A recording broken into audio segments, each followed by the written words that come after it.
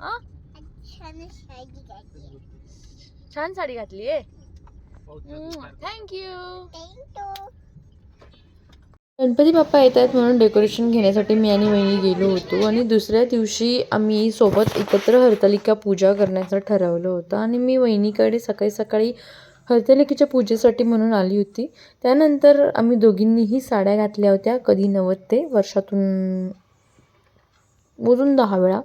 So yes, त्यानंतर आम्ही दोघींनी पूजा केली आणि ऑफकोर्स आमच्याकडे ब्राह्मण नव्हता. आम्ही व्हर्च्युअल ब्राह्मण सिलेक्ट केला होता आणि आम्ही टी व्हीवर कथा लावली होती. सो आम्ही कथा ऐकली.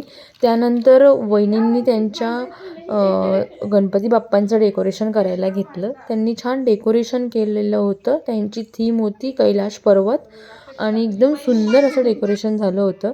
ॲज युजुअल फक्त सल्ले देत मी त्यांचं मार्गदर्शन केलं. त्यानंतर मलासुद्धा यावेळेस पहिल्यांदा गणपती बाप्पा बसवण्याची वेगळीच एक्साइटमेंट होती आणि काहीतरी वेगळं डेकोरेशन करायचं म्हणून मी वहिनींनाच घरी घेऊन आली आणि त्यांच्या मदतीने मी सुद्धा सुंदर असं डेकोरेशन केलं. सियासोबत खूप सारी मस्ती केली आणि छान डेकोरेशन करता करता आम्ही एन्जॉय केला.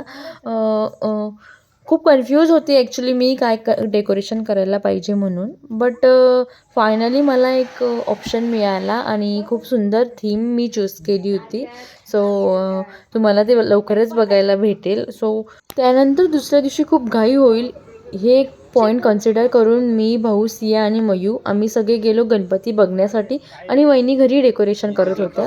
त्यानंतर आम्ही खूप साऱ्या गणपतीच्या मूर्तीज बघितल्या. खूप कन्फ्यूज होतो आणि फायनली सियाच्या चॉईसची आम्ही एक मूर्ती कन्फर्म केली आणि येस, त्यानंतर आम्ही मस्त गणपती बाप्पाचा जय जयकार करत बाप्पांना घरी घेऊन आलो. आणि so first time Ganpati Bappa आमच्या घरी येणार होते म्हणून खूप छान एक्साइटमेंट लेवल माझी हाय होती.